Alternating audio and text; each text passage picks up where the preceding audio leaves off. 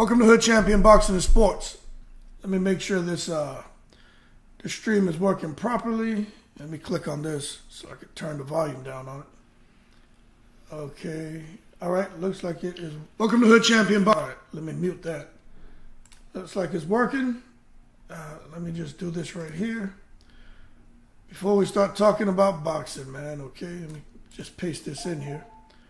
I'm going to talk for a little bit, then I'm going to get off of here. I'm not going to be out here too long. I just got some things I want to get off my chest. Okay, so welcome to Hood Champion Boxing and Sports. In boxing, you find a way to win or you find a way to lose. Now, just to jump right into it, man. You know, Terrence Crawford and Earl Spence. Let me close this door.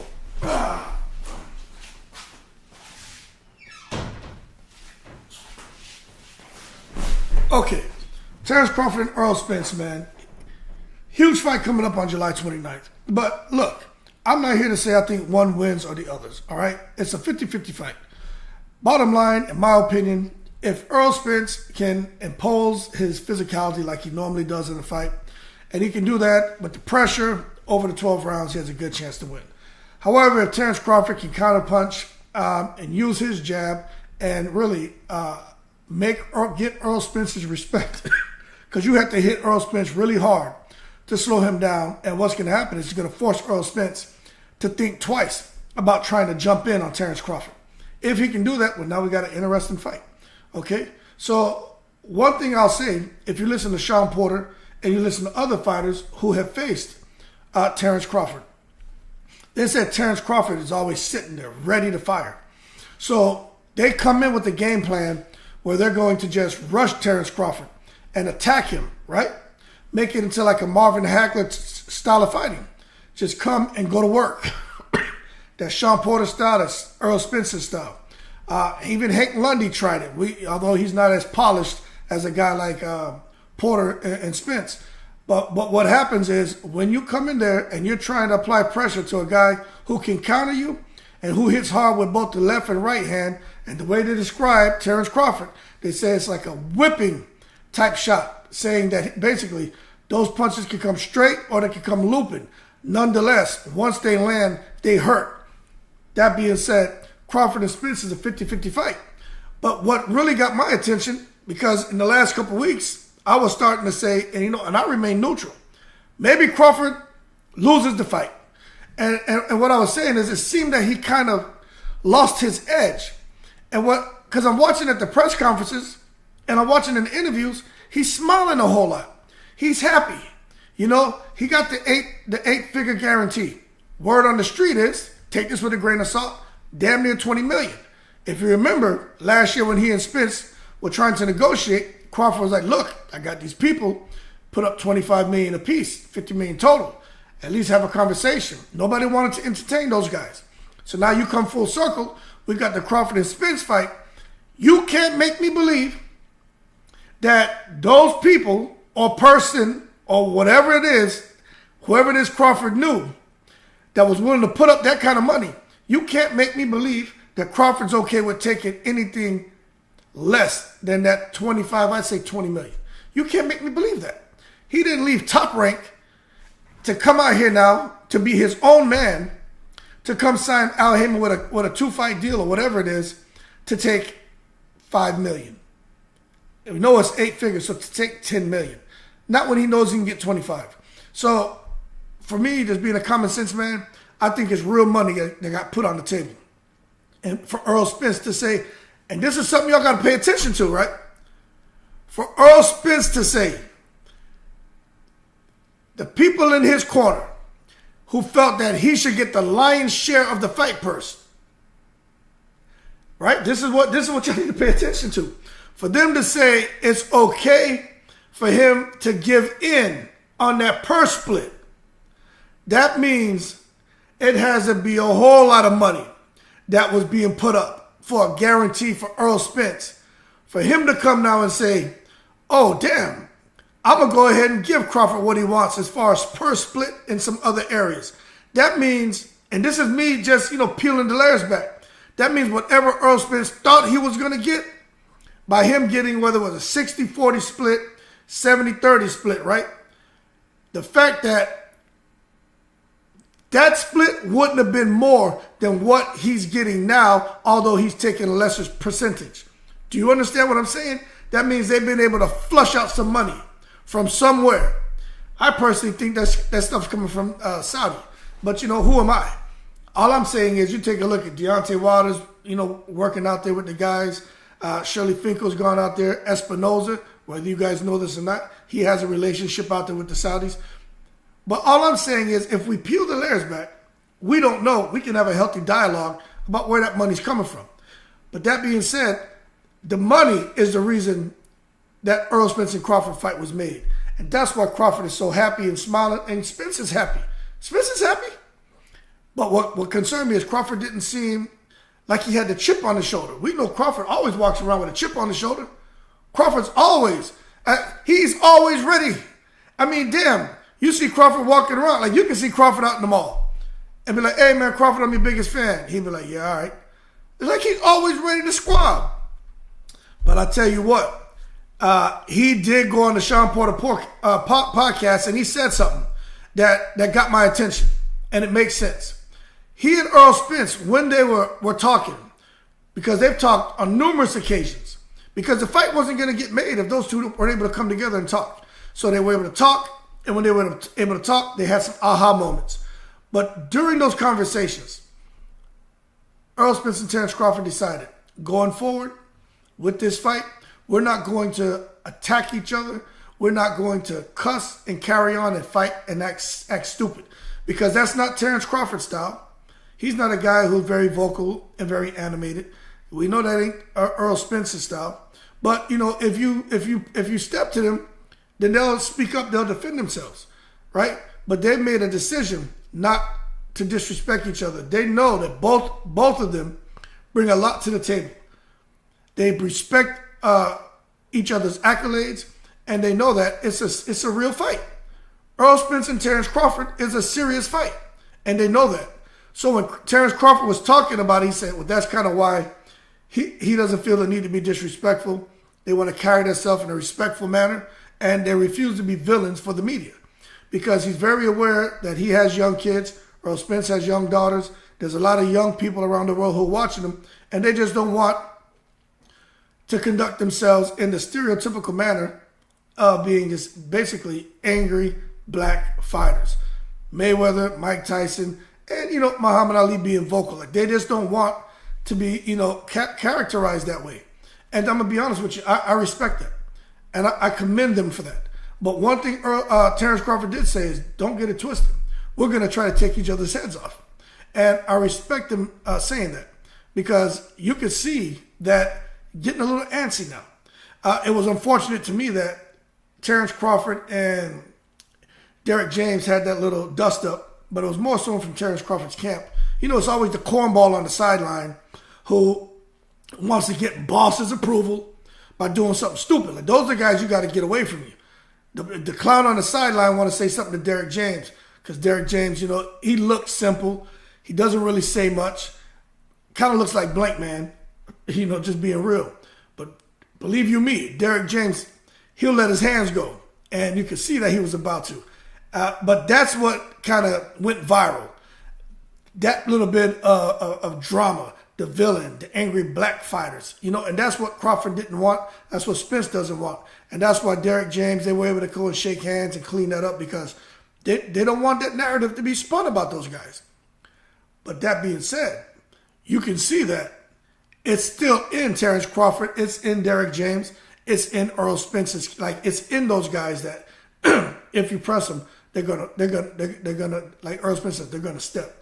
Now, going forward with Errol Spence, same thing, man. He wants to become undisputed. But for Errol Spence, he doesn't want to hang around 147 too long. So for everybody in the 147-pound division, I'm going to tell y'all right now, anybody who's expecting to see Errol Spence fight Thurman, that will never happen. One reason is because Errol Spence doesn't want to fight him. Two is Errol Spence not hanging around no damn 147. All right? But for Errol Spence, he's ready to get up to 154, because getting down to 147, now it's a little bit easier, but it's still hard on him, because, remember, Errol Spence sometimes comes down from 180, 185. I think he's trying to be more disciplined, so he may walk around 175, but still, understand, That's damn near 30 pounds. If he's being disciplined and walking around at 175, he's got to melt 30 pounds off to get down to that moment in time weigh-in of 147 pounds. That is crazy. But that being said, Earl Spence is out of here. If he wins, he's got a rematch because Crawford's not going to let him go. Crawford is stubborn. If Crawford wins, then we got to see what Earl Spence wants to do. Nonetheless, once they get an opportunity, I think both of them, they're going up to 154.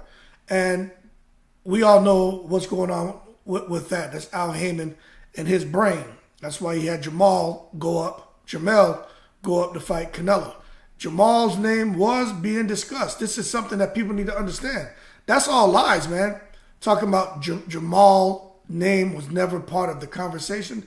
Jamal Charlo's name was part of the conversation to fight Canelo. Jamal wanted to fight Canelo.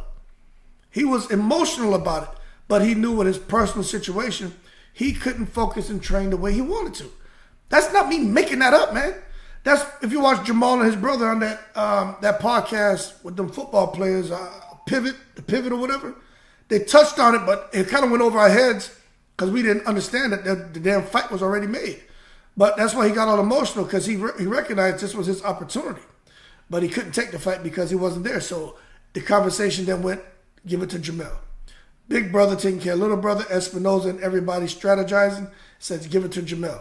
So, but this is what it does. This is what it does. So now, Big Jamal is at 160, right? You got Jamel going up to 168. He's going to fight Canelo. I hope he wins. I'm just being honest with you. But if he clips him, he becomes undisputed. I think he'll drop those belts and come back down to 160. Big Jamal will go to 168. Big Jamal will go up there and make some noise and pick up a title. Earl Spence, Terrence Crawford go up to 154. So now you got Crawford and Spence at 154. Hey, what's going on, Luna? Thank you for the donation. Crawford and Spence at 154. Jamel at 160. Jamal at 168. And I think that's ultimately the plan behind, well, as far as Al Heyman and what he's putting together. My boy Alex Luna says, man, Fury a coward. The heavyweight champ should be fighting all the contenders, not fighting MMA fighters like Jake Paul. You know what, man? We can go ahead and talk about that now because I'm done talking about Spence and Crawford. Now, I agree with you. Tyson Fury, obviously Tyson Fury does what he wants. You know what I mean? But I don't understand. I'm going to be honest with you. I don't know why Tyson Fury won't just fight Usyk. Usyk is a great fighter. I get it. But when you look at it, size-wise, Tyson Fury has the advantage. Reach-wise, Tyson Fury has the advantage. Boxing IQ. I mean, they both have a great boxing IQ. Power-wise, I think Tyson Fury has the advantage. I don't understand why Tyson Fury doesn't want to make the undisputed distinction. So I can understand why people would say Tyson Fury is being a coward, Tyson Fury is scared. I understand that. But one thing Tyson Fury did say, and this is where words matter, Tyson Fury does not care. He honestly does not care about this undisputed distinction. And that's what I think a lot of us, we hear him say that, right? But I think we're failing to realize, this man really doesn't give a damn about becoming undisputed heavyweight champion, 4-belt era. He doesn't care. In Tyson Fury's mind, which this is all the truth now, he's not lying about this, he's had all the belts. Tyson Fury has had all the belts in the 4-belt era. Never at the same time, but he's had all the belts. You know what I'm saying? So, maybe in his mind, that's how he rationalizes not wanting to worry about taking a fight with Usyk. But what I will tell you, and that's why I'm glad you're bringing up Tyson Fury, I think he should fight Usyk, but at the same time, Tyson Fury and Ngannou are fighting in October? September? I think it's October. They're fighting in October in Riyadh, Saudi Arabia. You know, Tyson Fury and Francis Ngannou. This is going to be the most money ever made by heavyweight fighters. This is the biggest money event for heavyweight boxing in the history of boxing. That is crazy. Now, to know that these kind of conversations were going on, right? During the time where Fury was trying to, whether he was having those discussions and negotiation with Usyk's team, to know he had Ngannou here. Remember, Conor McGregor was out here saying when he fought Floyd Mayweather, it was basically half a fight. He's going to come out here and, triple his net worth for half a fight. So he went and took it, right? That was Conor McGregor's words. With Tyson Fury, that whole thing about half a fight, this could be what Tyson Fury sees. Look, I'm going to go fight this guy Francis Ngannou, and it's a boxing match, people. It's no kidding been sanctioned as an official boxing match. Like Floyd and McGregor, and Floyd got the win on his record, the KO on his record. Tyson Fury is going to get the win on his record. If he knocks out Ngannou, that KO goes on his record. But Tyson Fury could be, it could have been something that was in the hopper this whole time. We just didn't realize it. So now he's about to go out here for half a fight and make $100 million, something crazy. And Francis Ngannou is going to go out here and make the type of money he would have never made, even if he fought 10 times a year for the next 10 years in the UFC. When I look at it like that, and I take the emotion out of it, I can understand Tyson Fury. But this goes back to what we were talking about, man. All that money makes matchmaking impossible. And Tyson Fury is sitting here. He doesn't care what anyone has to say about him. Usyk's team, no one cares, man. You know what I'm saying? Alex Luna, secret society protecting Fury. Yeah, it's that secret society, man. Those key decision makers, man. Some of those people that we never see their faces. Decisions just happen. You know what I'm saying? But I am frustrated just like you because they should have fought already. He could have fought Usyk. Probably would have beat him. But this goes back to Tyson Fury not wanting a damn rematch clause. This is why. This is why Tyson Fury didn't want the rematch clause. This is why he didn't want to commit to anything. Because he had 3, 4, 5 different pokers in the fire, and he's waiting to see which poker was going to heat up. They all started heating up. He's like, well, hell, which one's going to get the hottest? Which means which one's going to make him the most money? With the least amount of risk. Francis Ngannou. Now, for those of you who are saying, man, Francis Ngannou, he's strong. Francis Ngannou can knock anyone out. I agree with you. Francis Ngannou is strong. He can knock anyone out. But hold your horses. Let's not take it to the stupid. Y'all got Francis Ngannou knocking out Tyson Fury? This is boxing, man. I don't care how much training Francis Ngannou is doing as far as boxing. It's things that he's trained over the years to do that come instinctively. He can't just come now after a few months and do things instinctively as a boxer like Tyson Fury does instinctively. It's just like when Conor McGregor fought Floyd. Conor McGregor had some pop, but there's things that what he wanted to do instinctively he couldn't do. So he had to think a whole lot. You saw Conor McGregor hitting him with the hammer fist and all that craziness. I think Francis Ngannou is going to have the same struggles. I don't care that Francis Ngannou wanted his first desire was to be a professional boxer. I get it. But come on now. He's trained MMA. He can strike. He can grapple. He can do jiu-jitsu. But when it comes to this fighting game and boxing, that sweet science, that's a whole different beast. And we got to be honest about that. But as far as Tyson Fury, yeah, he has everybody frustrated when it comes to the heavyweight division. He has everybody frustrated. You got Usyk frustrated. You got AJ frustrated. Wilder, Andy Ruiz, Frank Sanchez. You got all the heavyweights. All the heavyweights are in a holding pattern because Tyson Fury and Usyk. They want to see what's going to happen there. Now, Usyk is going to fight Dubois. What's sad about it is the big fight with the undisputed distinction later this year, that's not happening. Tyson Fury is not fighting Usyk. Tyson Fury is fighting in October, so that means he's not going to want to fight in December, January. So Usyk now, this is what sucks. He's got mandatories. So now, who do you think's coming? Yeah, what's up, Mills? Those hammer fists were hilarious. Hell yeah. But now you got Usyk. Usyk's got to deal with Hrgovic now. So you see what's happening with Hrgovic? You think Tyson Fury didn't know all that was going to happen? Hey, Usyk, you don't want to take the fight? Cool. I got Francis Ngannou here. Usyk's going to be there. Usyk's probably going to lose. How fast will Fury KO him? I think Fury gets, I think if Fury steps on the gas, I think he's going to carry him. I think he's going to carry him to make it entertaining. But I say within 6 rounds, I think Fury will stop him. But I think he'll play with him, hands behind the back, and make him look stupid. Because that's in Tyson Fury's DNA. And then I think when he's ready, he'll go out there, man, and he'll make it uncomfortable for Francis Ngannou. The thing about Francis Ngannou, though, that guy, man, it's a different mentality. You know, he's not going to just come in there and lay down.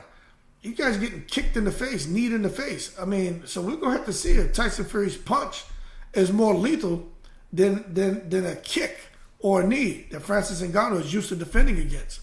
But I think Tyson Fury, I would give it 6 rounds, and if Tyson Fury goes in there and does the business, he should be able to get him out of there. Right? That's what I think. But what sucks is Usyk in all this, he's got all these mandatories. He's got to face Dubois.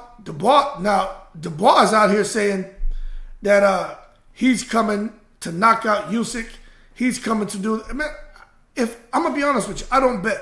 But I would bet $10,000 that Usyk beats Dubois. It probably stops him. Dubois has no chance at all.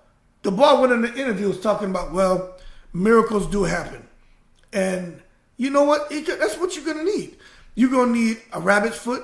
You're going to need a 4-leaf clover. You're going to need to cross your fingers, cross your eyes, cross T's, dot I's, cross the road, call the red, cross T, hot cross bunts.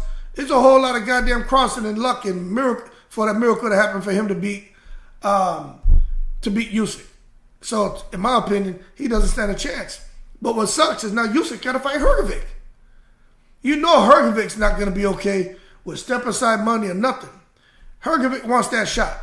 And then after that, this is if these sanctioning bodies don't want to work together, then he's got to fight the winner of Joyce and Zhang. So Tyson Fury could just sit back and watch Usyk basically go through war with Dubois. Then there's a potential he goes through war with Hrgovic. Hrgovic's not an easy fight. I don't care what anyone says. Hrgovic is not an easy fight for Usyk. And then after that, he's got to go through war with the winner of Zhang Joyce. I think Zhang beats Joyce again. Usyk versus Joyce is a hard fight for Usyk. Joyce is big. Zhang is big, powerful, left hand, counterpuncher. And Usyk doesn't push the fight in a pace that could fatigue Zhang. Usyk isn't big enough to tussle and wrestle and fatigue Zhang. So I just think Tyson Fury knows, you know what? Usyk may have the more difficult style for me, but let's see what happens when he defends against his mandatories. And let's see what happens by the time he gets, it's the WBA, you got the WBO, the IBF. Once he gets through those 3 guys, then let's see what's happening. And I'll fight either him or whoever beat him. And then now I go on and become undisputed. See, Tyson Fury's smart, man. I don't agree with him, though. But I'm just telling you, I really think that's how he's looking at it. But that being said, Tyson Fury, I think he has the upper hand. And because he's doing what he wants and he's making way more money than everyone else. And that's just a fact, right?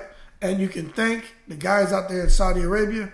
You can thank Frank Warren for basically, just muddling up the heavyweight division and the fights we want to see.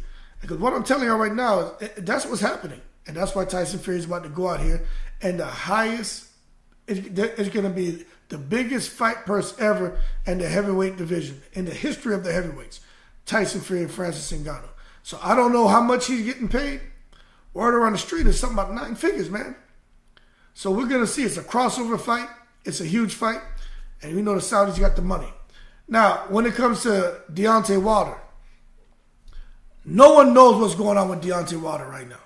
He is trying to fight Andy Ruiz. We all been following boxing. We all been following Deontay Wilder and Andy Ruiz. Just a big soap opera. Andy Ruiz, my understanding, he's trying to negotiate. Wilder kind of, is like, hey, either take it or leave it deal. I don't need you. I'll go elsewhere.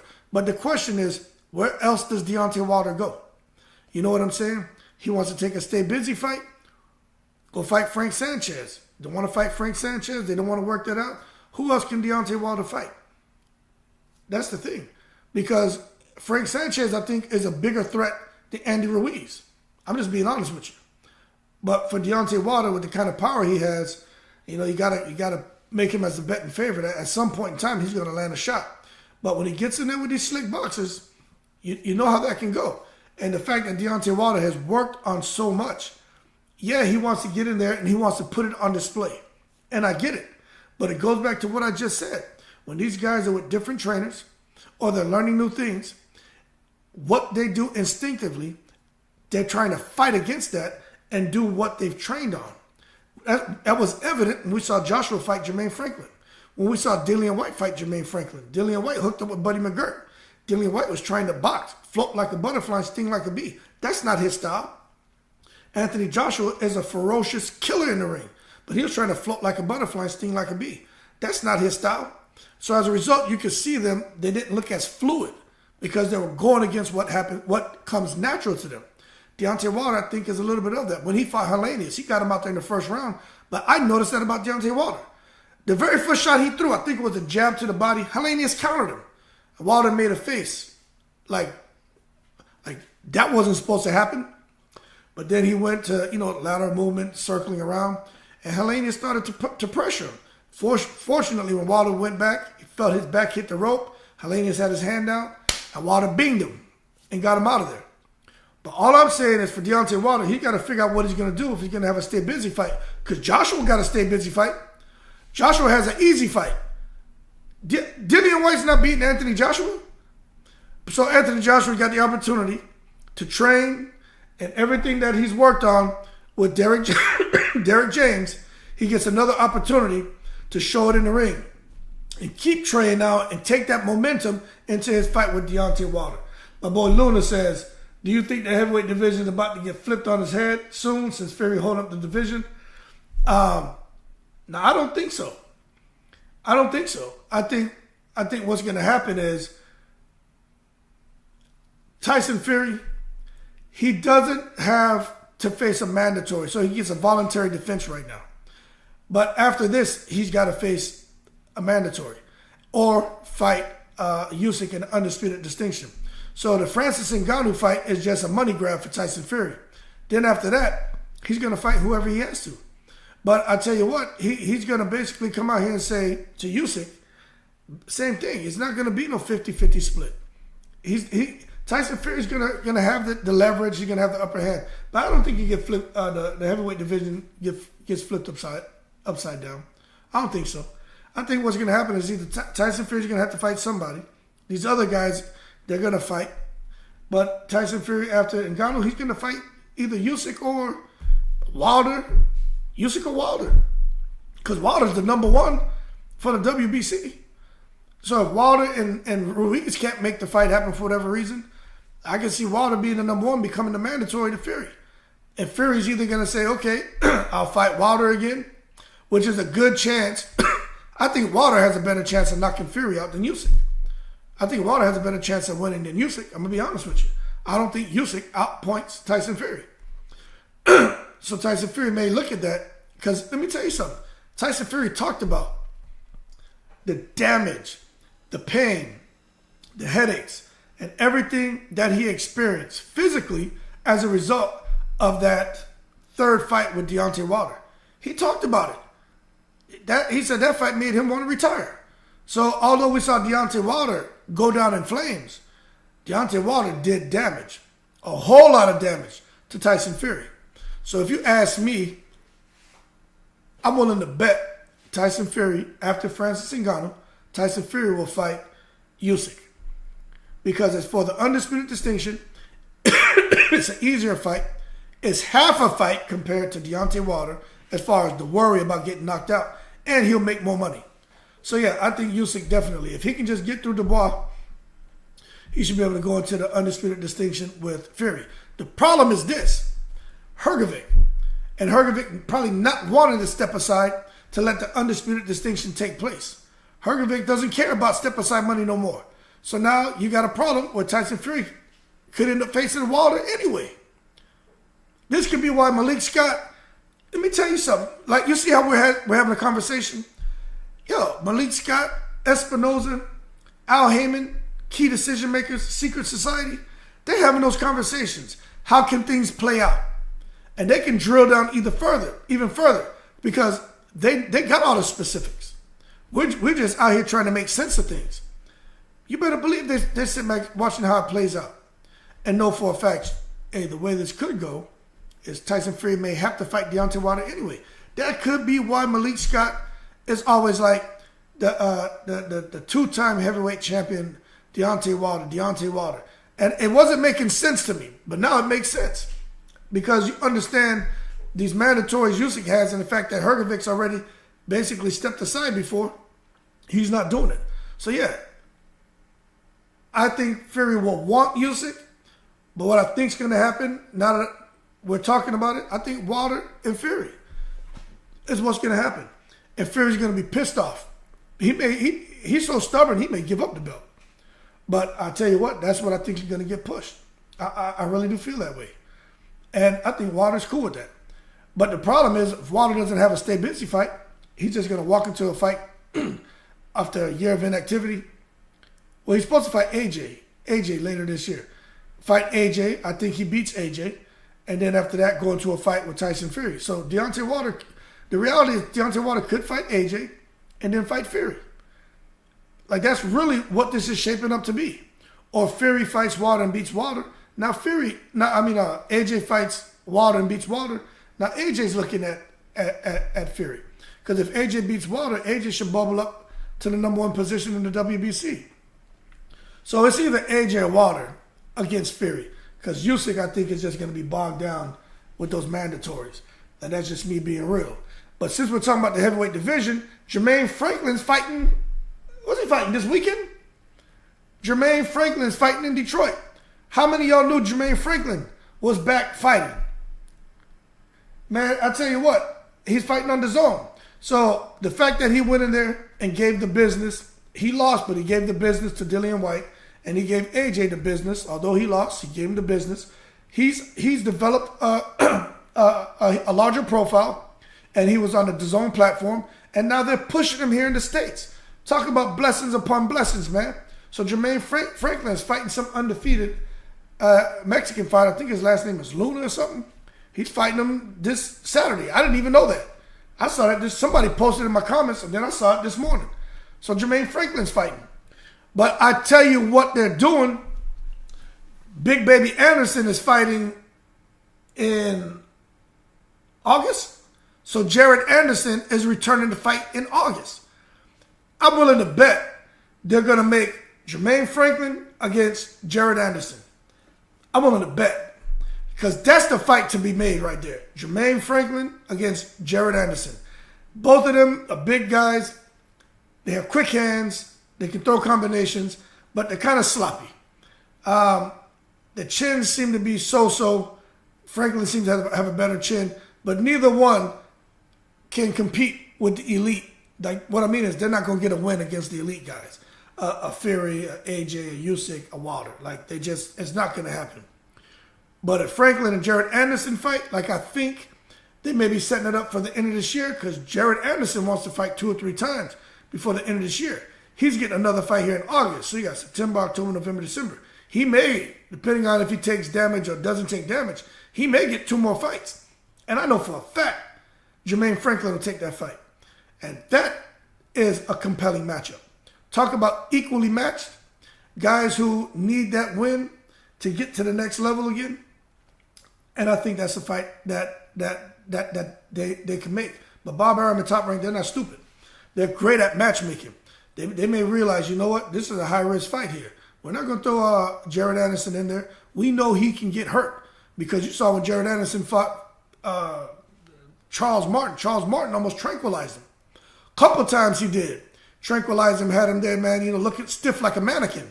He just couldn't finish him. He gets in there with Jermaine Franklin. If Jermaine Franklin catches him, Jermaine Franklin has the stamina and he has the coordination. Charles Martin was falling all over himself. Charles Martin was going down like real estate depreciation. I don't know what the hell was wrong with his coordination. You know what I'm saying? Will Jarrett be the next champ? Nah, I don't think Jared Anderson is going to become a champ anytime soon, man. He doesn't have the chin, man.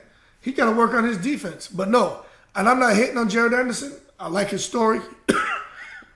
He's a young man. But as far as him becoming a champion, not as long as Fury, Usyk, Wilder, and AJ have, if those guys have belts, Jared Anderson won't get there. He almost lost to damn Charles Martin. If Charles Martin would have, in the last round, he had him out on his feet. If there was another minute in the round, if that was a 12-round fight, Charles Martin would have beat him. And that's just me being real, man. I'm not trying to bad talk him. But no, I don't think Jared Anderson is ready for any title shots or anything. He's got another 10 fights left to really work on himself. You got to look at guys like Deontay Wilder and some of these other guys. Not everybody needs to be fast-tracked like Anthony Joshua. Anthony Joshua, 6'6", 6'7", extremely powerful, gold medalist, all of these accolades. Jared Anderson is not that guy. You know what I'm saying? Anthony Joshua was very carefully managed and his match and match made. So there's a reason why Joshua's where he is. He had to win his fights, so don't get me wrong. Anthony Joshua had to win his fights. He fought killers, man. Doesn't matter if you feel they were at the end of their career or whatever you feel. Anthony Joshua fought killers. What's going on, Latham? He fought killers, man. And now you're seeing that Anthony Joshua, he got in there with a guy like Ruiz, right? And all that happened in that fight, I'm going to tell you what happened. He was trying to outdo Deontay Wilder because Deontay Wilder had just tranquilized Brazil. And they were trying to make Wilder and AJ. So AJ's coming to New York, Eddie Hearn, New York, Madison Square Garden. He's down there training in Florida. He's riding around pranking people and acting stupid, being a total idiot in the States. Probably not taking Andrew Ruiz serious, and he just got tranquilized. That's all. He just went in there, instead of trying to win the fight, he tried to outdo Deontay Wilder with the knockout. And he had the wrong opponent in front of him. Andy Ruiz is not Dominique Brazil, especially at that point in time, and I think people would agree. Andy Ruiz, that Andy Ruiz, not this Andy Ruiz now that's got, is a multimillionaire and, whatever, out here buying all these depreciating assets. That Andy Ruiz that went to that first Anthony Joshua fight, that's a different animal. But nonetheless, when it comes to Jared Anderson, I don't think so. I don't think Jared Anderson is ready. He needs to put some more work in, and he's got to work on his defense. And he's got to make a decision. Because when you hear a guy saying basically he wants to retire in the next couple of years, like, you're already talking about retiring? Nothing wrong to have a plan, but he looks like he's ready to retire, if you ask me. He doesn't look committed. When he's in the ring, he doesn't look like he's locked in and laser focused and trying to destroy what's in front of him. He doesn't look like that guy. And I don't like that. And you know who else doesn't look like that? Jerome Boots Ennis.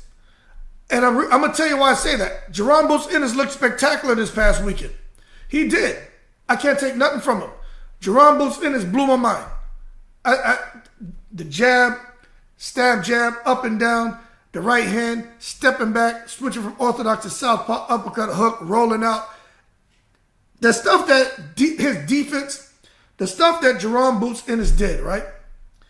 I'm going to tell you right now, it's been a long time since I've seen somebody perform like that in the boxing ring and just having fun. But he had the right opponent in front of him. And his opponent was a quality opponent. So I want to make sure y'all understand, I'm not taking nothing away from the level of opposition. What I'm saying is, styles make fights. It was the right style for him. And he exploited him, and he did what he was supposed to do. He tranquilized Roman Villa. So good job to Boots. But this is something I see Boots doing that I don't like. I don't like it. I've never liked seeing boxers do it. Is when they're in the ring fighting. This is how I know they lose focus, right? People on the outside in the audience or the crowd or the commentators are saying something, and if the guy they're fighting happens to land a shot or whatever, and somebody says something, they want to lean out the ring or shout something to whoever's out there, and now they lost their focus because they can hear what's going on the outside and they're talking to him. He was doing that during the Roman Villa fight, and I commented on that too. Like, what are you doing? Quit worrying about the crowd. So he did it in the Chikadzian fight. Now he did it in the Roman Villa fight. I saw him do it, I think, twice. And I was like, that's a bad sign. The other thing that's a bad sign for Boots Ennis, my boy Mills pointed it out, and I remember his dad talking about it, but what's his name? Boots Ennis, he doesn't listen to his corner. That's a problem. With Floyd Mayweather, he listened to his corner, to the T. Devin Haney listens to his corner, to the T. Tim Bradley, when he was fighting, listened to his corner, to the T. All these guys, boxers who've done great consistently, listen to their corner to a T. Jerome Boots Ennis, when he did listen, you saw what happens in that fight. That fight came to an end. But that's a bad sign, in my opinion. All that talent, but getting in there, and he got a little bit of that, I'm okay, you're not okay, Dad, as a trainer. I'm okay, you're not okay, so-and-so, as the assistant trainer. I'm okay, you're not okay, so-and-so, as the referee. I'm okay. No one else is okay. And when he showed that to me, I said, that's a bad problem. He's going to have a problem when he gets out here against a Keith Thurman, a Ugas. Y'all better understand, Boots Ennis has all the talent in the world. But how many people do you know that's walking around, had all the potential to go on to college and play basketball, to go to the NBA, had all the potential to go to college and play football on a full ride and go off and play in the NFL. All the potential, heavy hands, fast hands, street fighting, knocking people out in school, that could have gone and trained, become a professional boxer, probably won a title, right? All the potential in the world. But that potential don't mean anything if you're not willing to listen. You understand? There's a lot of people with a lot of potential, but they never reached whatever their maximum potential is because they don't want to listen, because they're like, I'm okay, you're not okay. And I think Boots has some of that in him. But we're going to find out, because Boots' next fight, in my opinion, I went and did a little bit of, research and tried to figure out this whole welterweight jigsaw puzzle. Boots' next fight should be Cody Crowley. That's another good style for Boots Ennis. But once he gets through Cody Crowley, let me tell y'all something. He's going to have to fight either a Keith Thurman or Ugas, whoever wins. That's what's next for him. He's got to keep moving up the ladder. He can't reverse. And let me tell you something. Keith Thurman and Boots Ennis, when Keith Thurman comes back, we'll see how he looks against Ugas. But if Keith Thurman still has that lateral movement, because what you get in Keith Thurman, you get Roman Villa, you get Chekhadzian, who was a nightmare for Boots Ennis because of the movement. Keith Thurman has the movement. Then with Villa, who was a nightmare for Boots Ennis, but Boots was able to get out of the way of those punches because Villa just stands there. You get Keith Thurman. So Keith Thurman has the movement of Villa, the movement of Chekhadzian, the power of Villa. You put that together, you got a nightmare for Boots Ennis. And that's just me being fair. If you don't see that, then you're biased. And you need to hold your horses and stop taking it to the stupid. Latham says, Boots definitely next up. I don't see no one coming up with him. I see him dominate. Yeah, Boots he's passed the test, man. Right now, when you look at Boots, his trajectory is superstardom. But he's got to keep moving up the ladder. But right now, Boots, hey, I'm telling you, he looks like he's the guy. But let's see what happens when he gets a guy in there who can punch and move. And also, let's see what happens, because Boots is used to getting his way. What happens when he doesn't get his way? What happens when he gets buzzed? When he gets hurt? When he's behind on the cards? Or if he gets knocked down? What happens? Because he's showing me that he's worried about what people think about him because he talks to the people outside the ring. He ain't Floyd Mayweather. You understand? So we're going to see what happens. And I think he's the guy to take over 147, but he's got to prove it. He hasn't proved that yet. Latham says, especially if he does what Roy should have, stick to the fundamentals more. Absolutely. Ace 99, what's going on? G-Day All. What's going on, champ? Latham says, Ace 99, what's up, all okay? Jared Anderson versus Big Pharmacy Miller. Man, they need to make that fight. I don't know why they won't give Big Baby Miller a chance. The two big babies. That's another good fight. Jared Anderson against Jermaine Franklin or Jared Big Baby Miller. All of those guys around the same height, similar kind of style. But I'm going to be honest with you. I think Jared Big Baby Miller, I think he beats Jermaine Franklin, and I think he beats Jared Anderson. But that's a good fight. But man, nobody wants to give Big Baby Miller a chance. And you can't blame him. You can't blame them because he won't shut up. You know, all that stuff that happened with him and the drugs, and he keeps coming out here, you know, just attacking people, insulting people, disrespecting people. Matter of fact, if you guys can hit the like button, I'd appreciate it, right? Just being real disrespectful to everyone. It's hard for someone to want to come and help you out. He really thought that Eddie Hearn was going to give him a fight with Anthony Joshua. One moment, you're sitting there calling Eddie Hearn a hypocrite, you're cussing him, all kind of profanity and all kind of ill adjectives to describe Eddie Hearn. Then you want to come back and beg this man for a fight? It doesn't work that way. You know what I'm saying? Latham says, I got Boots over all who you just said. Boots. Hey, Boots can fight. That's all I'm saying. Latham says, you're right. Keep moving and improving. Yeah.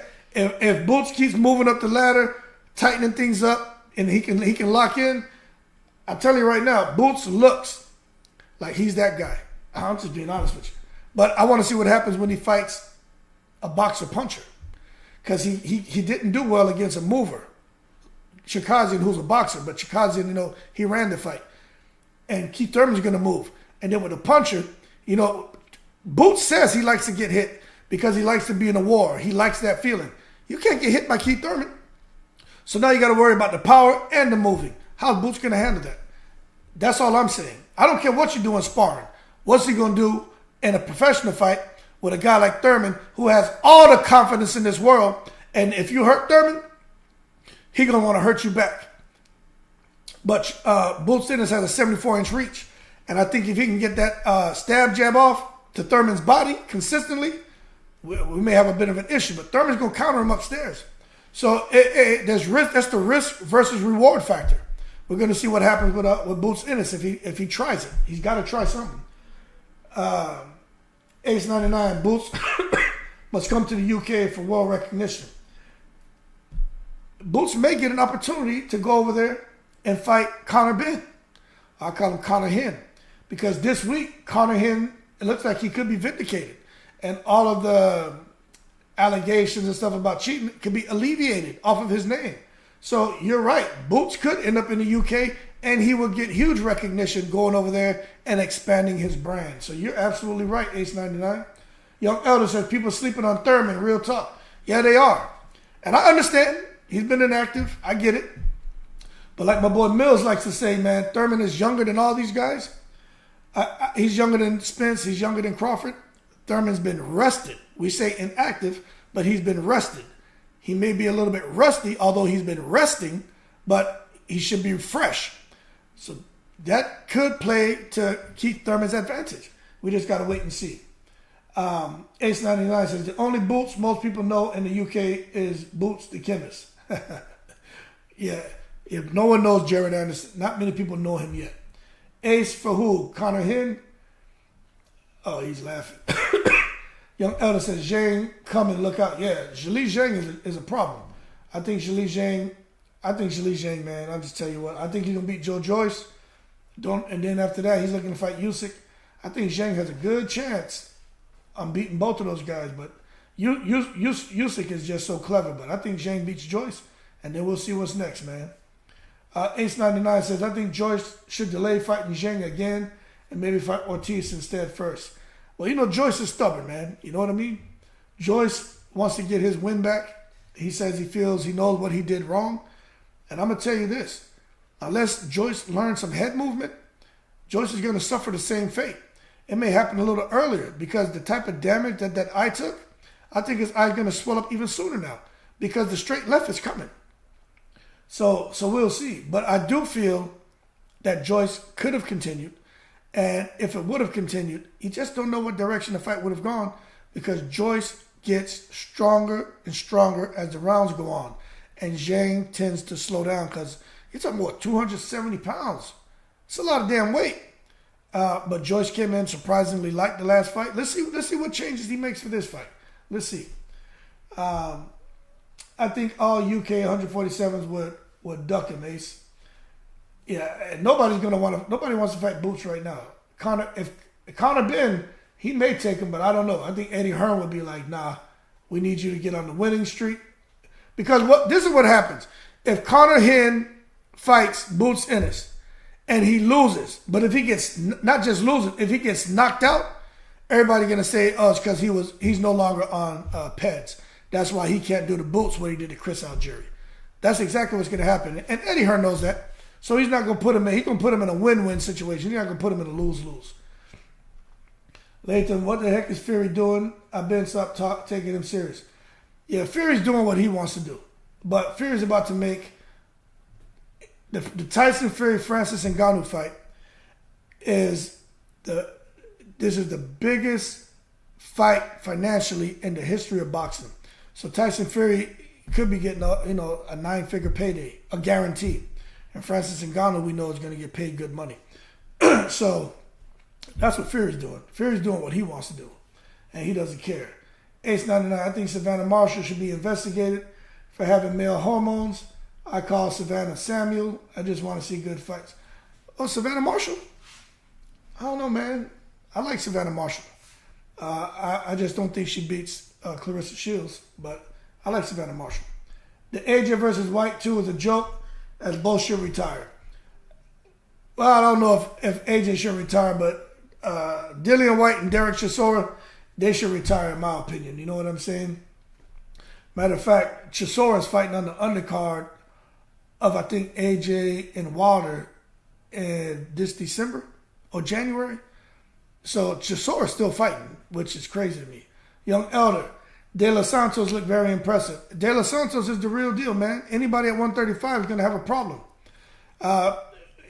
The guy he was fighting, when he went back to his corner, he said he hits hard. So when you have that speed, that IQ, I saw him slip a shot, throw an uppercut, a hook. The stuff I saw De Los Santos doing was very impressive. But when you hit like that, you have speed like that, you got a chance against everybody, man. You got a chance against everybody. It's crazy. Ace 99 says, nobody can beat the GWOP. Latham says, I don't think anybody beats Clarissa Shields. She's got to fight a man or a transgender for her to lose, and she may still beat him.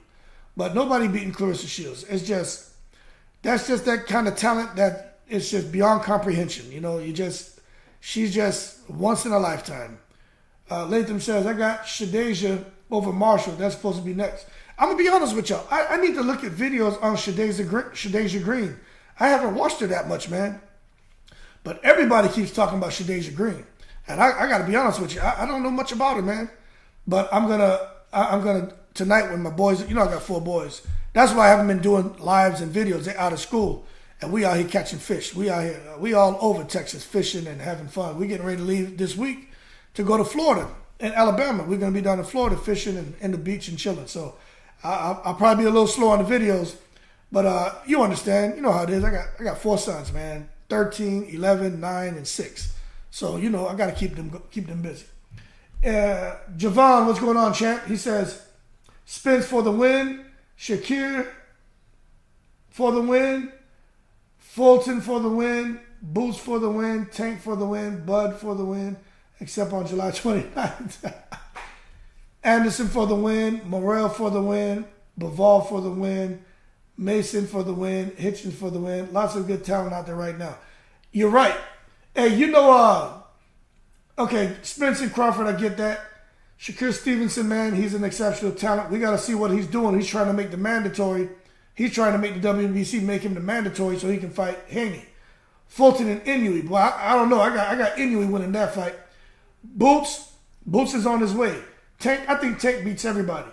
Bud and Spence, 50-50 fight. We'll see who can impose their style. Anderson, man, I think he's still got work to do.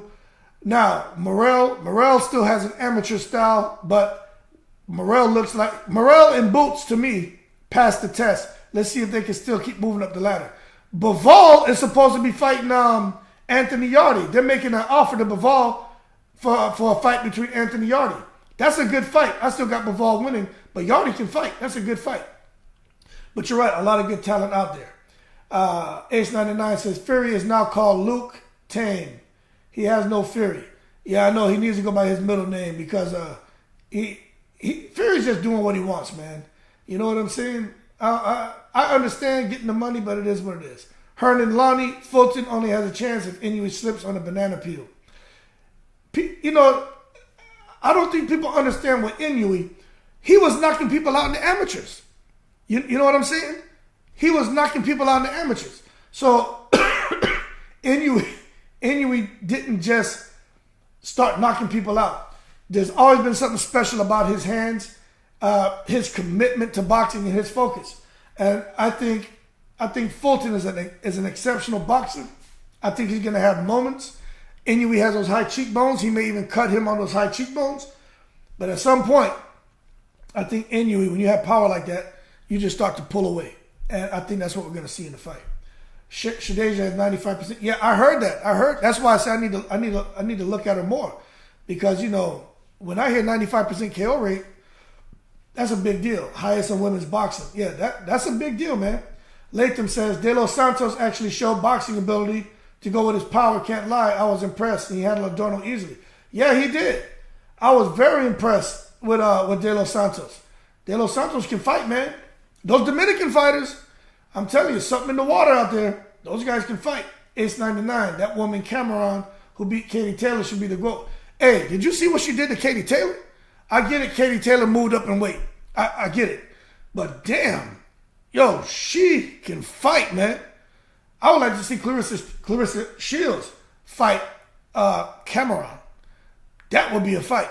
Because, yo, Cameron can fight. I'd never seen her fight before. I couldn't believe it. I was like, yo, they should have stopped that fight, in my opinion. But it is what it is. Ace 99 says, Crawford by stoppage in round 10. It could happen, man. But, you know, for that to happen, that means that he was able to nullify Spence. And that's just, Spence just picks up. He just keeps picking up the pace, putting on more pressure round after round. But we'll see. If anybody gets stopped late in the fight, I would think it would be Crawford getting stopped. Early in the fight, I think it would be Spence. But, you know, Ace 99, we just don't know. That's why we got to wait and see. But obviously you're going for Crawford, and nothing wrong with that. I don't know, man. I don't know. I honestly don't know. I can't call it with Crawford and Spence. I can't. Latham says, Fulton, unanimous decision or late stoppage. Yeah, man. There are a lot of people who see it that way. I just think Inoue, once Inoue touches them up, it's going to be all downhill for Fulton. And I'm just going off of the Figueroa fights. Because Fulton gets on it back on the ropes and he doesn't really respond well. And I think once Inoue catches him there, Inoue's letting shots go. And I think if Inoue lands, it's lights out for Fulton. Young Elder, he says that Latham Santos been calling out Shakur. Yeah, man. Shakur Stevenson, he called out everybody else but De Los Santos. But De Los Santos can fight, man. But I understand it. Shakur Stevenson has moved up the ladder. He doesn't want to reverse and take on a guy like De Los Santos. And I understand. It makes sense. But De Los Santos is the problem, man. I'm telling you, them damn Dominican fighters from 130 to 135, they're problems. Hector Garcia, he's a problem too. Latham, I think, he says the young elder, I think definitely garnered the right to get in there with top names and will give anyone problems, no doubt. Ace 99 says, I want to see Ruiz versus Wilder and Zhang. Yeah, I want to see Ruiz versus Wilder more than ever now because the back and forth and making it seem, and Ruiz's dad, you know, I agree with Wilder. Take the money, man. Ruiz wanted $20 million for Fury. They weren't going to give him that. He got an opportunity to fight Wilder and make $5 to $7, $8 million. He's not going to make that money anywhere else. It's absolutely stupid to pass up on the opportunity. But Ruiz fighting Zhang, that's a good fight too. But I think Ruiz is going to get his... If Chris Arreola rocked Ruiz the way he did, then Zhang and Wilder, they tranquilize Ruiz. Ace 99 says Spence is one-dimensional. I think Spence is just fundamentals.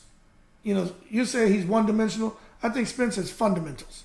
And as a result, he's not trying to do anything more than what he needs to do. And what he does is very effective, and that's why he is where he is. Crawford is versatile. Yeah, Crawford is probably the guy who shows more versatility in the ring. I agree with you 100%. Latham says July 29th will be another man down. I'll tell you what, July 29th, we might as well have saved our fireworks from July 4th to set them shits off on July 29th, because that's when the fireworks are going to be popping off. when Spence and Crawford get in the ring. Matter of fact, you can go watch the fight at Dave & Buster. You know, this fight is so big that Dave & Buster is carrying the fight. You pay $10, you go watch the fight. I may take my boys there to go watch it. Ace 99, Yugas should have finished that fight with Spence, but didn't know how, if that was Crawford's fight over. Yeah, Yugas was too nice. He should have, this is where you got to make the referee do his job. Yugas had an opportunity. He did. But he let it slip, and it is what it is. Ace 99, Yugas versus Boots. I mean, that could happen, but Yugas got to get through Thurman first. And I think that's a tough fight. But I'll tell you what, Thurman better be careful with Yugas, because Yugas, he's got Angel Heredia as his strength and conditioning guy, or his nutritionist. And you know what Angel Heredia can do for a fighter. I'm not saying there's any foul play. We know what he did for Juan Manuel Marquez Pacquiao. I don't care what you say. I suspect there was some foul play in that fight. But this whole thing with Caleb Plant and David Benavidez, you see how Benavidez looked? He had Angel Heredia. I'm not saying there was foul play. What I'm telling you is Angel Heredia has figured it out. And he knows how to get these guys in shape, make sure they have explosiveness. And he's been working with Yugas for quite some time. I didn't know that. So that could explain Yugas and his performances in the ring. You better believe they're going to have a plan of action for Keith Thurman, because they know what Keith Thurman's bringing to the ring. Latham says, De Los Santos versus Frank Martin after the smash July 15th. Oh, man. Hey, that's a good fight. Because De Los Santos is not no Michel Rivera. I'll tell you that. He is not no Michel Rivera. Another Dominican fighter. But Michel Rivera could fight, and Frank Martin tranquilized him. But De Los Santos versus Frank Martin, that's a good fight. And I think Frank Martin would take it. Frank Martin's not afraid. If he beats De Los Santos and knocks him out, that'll be like Boots Ennis knocking out Keith Thurman. On his way. I'll tell you that. Javon 1007. Well, I guess Javon won 007. Let me say it the right way. I got Spence, unanimous decision. Earl wins the battle of wills and imposes it on him. The stand switching is something that you can prepare for. 90% of the fight is the preparation. Yeah, you're right. 90% of the fight is the preparation, man. You either win the fight or lose it in the gym. I agree. It's interesting to see, the contrast between who thinks Spence is going to win and why, and who thinks Crawford's going to win and why. Very, very interesting, man. Anthony Latham, he agrees. It seems like he agrees that they're showing the fights at arcades and movie theaters for an entry fee. Yeah, I know, man. It's all over, man. So let me get through these last couple, then I got to jump off. I got to take my son to practice, man. So we talked about Crawford, Spence, Boots, Tyson Fury, Wilder, Ruiz. We talked about De Los Santos. We talked about a lot of these guys. Shakur Stevenson, Big Baby Anderson. Now, Devin Haney, right? Short and sweet. Look, Devin Haney's earned his right to be the A side. And I get it. Some people feel like he got a 4-for-1 deal. One fight, 4 belts. He went. I just can't see how Spence wins without a dodgy decision. I don't know, man. I don't know. We gotta see how the fight goes.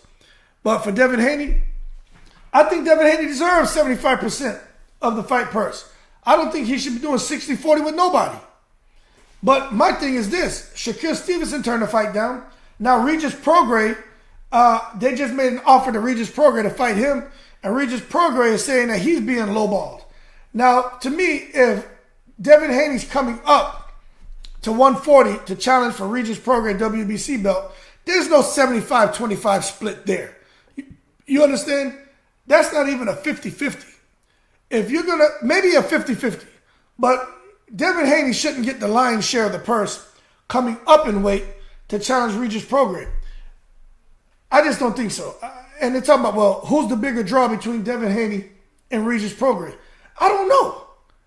Regis Prograis is not a big draw. Devin Haney's not a big draw. Devin Haney just happened to be undisputed at 135, bubbling up to 140 to try to challenge Regis Prograis for his WBC belt. But as far as a purse split, I don't know, maybe 50-50. But it definitely shouldn't be no damn 75-25 for Devin Haney against Regis Prograis for Regis Prograis' title. Now we got to hold our horses and not take it to the stupid. Now, Devin Haney against Shakur Stevenson for Devin Haney's undisputed distinction? Well, hell yeah. That's 75-25, 70-30 all day. You know? And especially for a guy like Shakur Stevenson, you get an opportunity for the 4-for-1 deal, man. 4 belts, 1 fight. And you worried about the dumb purse split? That's crazy. That's crazy to me. Especially when Shakur Stevenson has done nothing at 135. You know what I mean? That's absolute madness, man. So the way I see it, if it was me, but I'm different, I see it as a 4-for-1 deal. I get 1 fight, an opportunity to win all these belts. You know how long it'll take Shakur Stevenson if Devin Haney moves up to 140 and disbands the belts? You know how long it'll take him to go and try to fight everyone who has a belt to get an opportunity for the undisputed distinction? These people are not thinking, man. Because I think Shakur Stevenson will beat Devin Haney. And Shakur Stevenson, according to him, he beats the hell out of Devin Haney in sparring. So if that's the case, why not take the fight? None of it, man. I can't. I just don't get it. I don't get it. But anyway, when it comes to, that's how I feel about Haney. That's how I feel about Shakur Stevenson. Tank Davis, to me, beats all of them, in my opinion, at 135. Now, Canelo, well, Javon 1007 says, Shakur is going the WBC mandatory route now, I heard. His handlers want 50-50. They might get 60-40. Shakur would be a 3-division champ if he won. Yeah. Oh, you're talking about Haney would be a 3-division champ if he won. You talking about Haney or you talking about Shakur? Because I know Shakur also is trying to make the WBC make him the mandatory for Haney. But Shakur won a title at 130. Did he win a title at 126? Because see, I can't remember. But he is a 2-weight champion. He is a 2-weight champion, yeah. Yeah, that would be 3. That would be 3 divisions. Just like Devin Haney it would only be 2. But yeah, no, you're right about that. Yep. But his handlers won 50-50. Yes, yeah, there ain't no 50-50. That ain't no 50-50. But obviously, Shakur Stevenson had Bud Crawford in his ear. And I need to do a video about that. Because remember, Bud Crawford was looking at his accomplishments from 135 and 140 when it came to negotiation with Earl Spence. Obviously, Shakur Stevenson is looking at his accomplishments from 126 and 130 coming into negotiation with Devin Haney. I don't think they should be doing it, but it is what it is. And then Ace 99 says the WBC should have stripped Luke of that title. They should have. Oh, that's my phone. I was like, what the hell is that? They should do something, man. Turn it off. They should do something with Tyson Fury, man.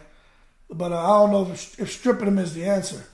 But the WBC is behind it, man. The WBC, let me tell you, we're talking about a secret society. The face of the secret society is Mauricio Suleiman. So we just got to, put that in perspective. Mauricio Suleiman, man, he's okay with what Tyson Fury's doing. He's okay with what all his WBC champions are doing. All of them. He has no problem with it. As long as his WBC, as long as there's money being made, he doesn't care. And I'm telling y'all, these conferences that they're having, it's all kind of corruption at those conferences. The WBC is on top of their game to make sure that the secret society stays well employed and is making money. Ace 99, the number 1 heavyweight is Usyk. I would agree with that. I think everybody agrees with that. But before I get out of here, Charlo, I think Jermell Charlo has a good chance of beating Canelo. Jermell Charlo can put on that. He's going to put on that weight with no problem. But Canelo's weight is in his legs. Jermell Charlo he's taller. Canelo's 5'7". Charlo's like 6 feet tall.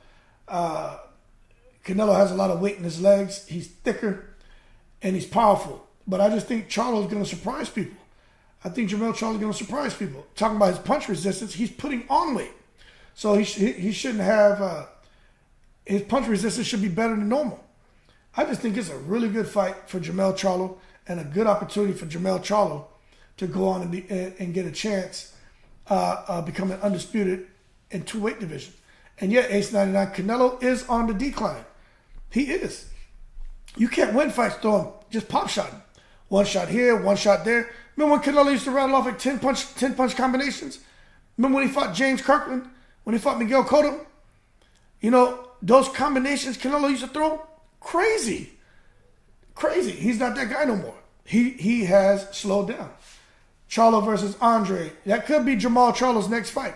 He comes back, fights Andre, and then after that, we'll see if Jamal gets a shot at who he gets a shot at 168.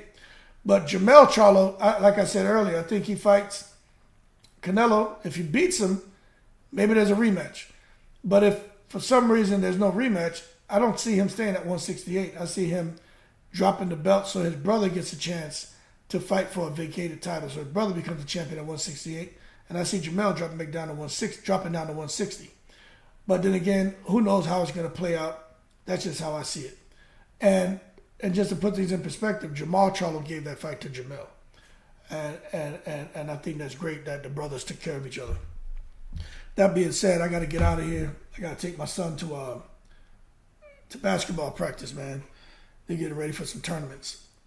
I don't think there's anything else I want to talk about, man. I just want to tell y'all I appreciate your support. I appreciate any donations, whether it's Cash App or the Super Thanks here. I appreciate you guys watching the videos, liking and commenting. It means a lot to me, man. I'll try to get back on here again more often during the summer, but during the summer it's hectic, man, because we are always rolling. So yeah, Ace99, peace out, champ. Everyone keep cool, eat some good food, love all, hate none, and you know what.